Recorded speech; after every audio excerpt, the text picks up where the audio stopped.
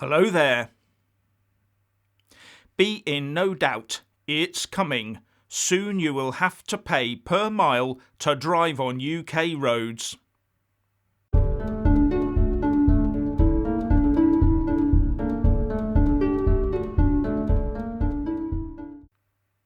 As per usual, please like, subscribe and comment below. And when subscribing, please do press that little bell, but also select the all option, or you won't get any notifications when I publish a new video. At the moment, all those so-called nasty fossil fuels like diesel and petrol that get you from A to B in your car are taxed with fuel duty and then double taxed with VAT. And for those that did not realise it, that 20% VAT is also being applied to the fuel duty you're already paying. Yes, your payment for fuel duty is also taxed with VAT. Can you imagine if the Chancellor decided to slap VAT on your payments for income tax? There'd be an uproar. But this tax on tax at the fuel pump has been going on for years, and I've heard that it's technically illegal. And according to the Office for Budget Responsibility, the OBR, when you buy 1 litre of standard fuel, the taxman applies a flat rate duty charge of 57.95 pence to it, on top of the base fuel price. But you then pay a 20% VAT charge on that base fuel price, but you also pay an extra 20% in VAT on the fuel duty of 57.95 pence, making that an extra 11.59 pence in tax per litre of a tax on tax. Now, right now, fuel is at about £1.40 per litre. So it works out that 85.95 pence per litre of that is for the taxman, and that's just over 61%. But if the fuel was only £1 a litre, the tax would be a tad under 78% of what you pay at the pump. The cheaper the fuel itself, the more tax as a proportion of the total price you end up paying. And the Treasury is handsomely rewarded as a result of all of this, as you can well imagine. And the flat rate fuel duty and VAT are there to ensure the tax intake stream is relatively stable and doesn't fluctuate too much with market fuel prices. The Treasury is shielded through the driver's wallet from the market price of oil. But when we all go electric on the road, that revenue stream dries up, and it's already started. With more electric car sales every year, the amount of tax collected by petrol stations reduces. And the Treasury bean counters are getting all panicky. How do we pay for the NHS if drivers aren't being thoroughly squeezed every single day, is their question. Now, the big advantage the taxman has is that drivers are quite used to being completely fleeced as soon as they put the nozzle in their fuel pipe and squeeze the trigger. They know it's gonna hurt. But when looking at the figures I just outlined above, do they realise how much they're really being hammered for? With fuel duty bringing in some 30 billion quid a year for a Chancellor to spray up the wall on various things.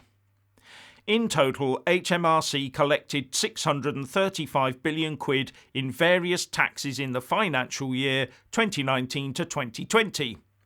So fuel duty accounted for just about 5% of that.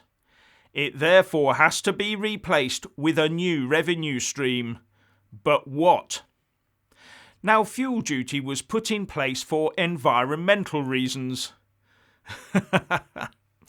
No, it was put in place to fill the Treasury coffers. Environment was merely an excuse. But how can they tax electric cars for that same reason? That would leave drivers scratching their heads, wouldn't it? And questioning the whole electric car exercise. So they're hunting for a plausible excuse for taxing drivers, like congestion instead of environment as used in London. Although, does congestion matter if no one's producing emissions? It just becomes a matter of personal choice. But the clean air angle will also be gone when there are no more fumes from tailpipes, so what of emission zone charging? Well, I can't see any mayor of London or other big city giving that one up anytime soon. But what are the alternatives? Higher council taxes, more income tax, more national insurance, a new levy to plug the gap, like this new social care levy may be. Where there either has to be a tax rise of about 5% across the board or a new 5% tax to pay the shortfall left behind when there's no more petrol or diesel to tax. Or, to the dismay of government bureaucrats, a 5% cut in departmental funding across the board.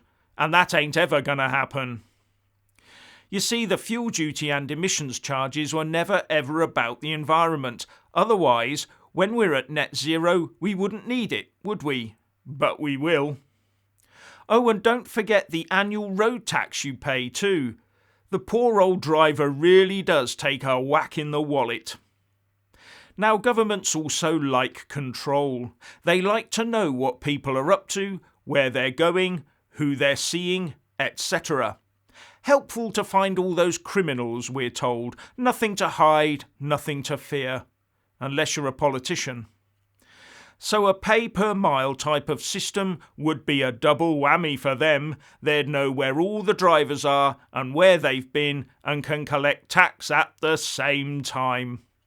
And with a combination of on-road cameras and satellite technology, no one will be able to evade it for long. And that seems to be the solution that Treasury officials are most in favour of. Surprise, surprise. Although the Times and the Mail both say that there will be no announcements on it yet, because it's a bit of a political hot potato. But be in no doubt it will come soon.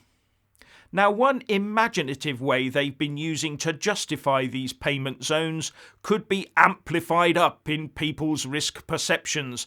They've got good at that, haven't they?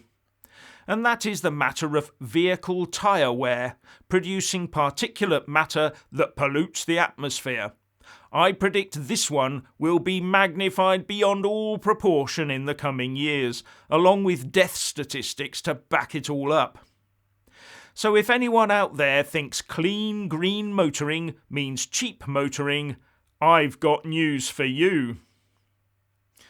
Now, a recent report lays out the level of trade diversion taking place in Northern Ireland due to the hated protocol. But before I get to that, I just want to say a massive thank you to all my Super Thanks, Patreon and PayPal supporters, as well as those that do buy a mug with my mug on it. Links in the descriptions box below. You really do help me keep this channel going. With the Northern Ireland Protocol in place and being vigorously policed by Brussels, the Republic of Ireland and other EU 27 countries have been able to cash in by replacing UK goods being sold in Northern Ireland with their goods. As a result, the Brexit think tank, Facts for EU, examined official EU figures and found that the Republic of Ireland exports into Northern Ireland have leapt a massive 73% in the first 6 months of this year. Now, it's true that some of this is down to economies recovering after the pandemic, but it's still more than double the increase of their exports into the rest of the UK, so something is amiss there. And that something is called diversion of trade, and it's a massive diversion of trade. And the UK is well within its rights to trigger Article 16 to remedy that. It's part of the protocol that the UK and the EU both signed up to.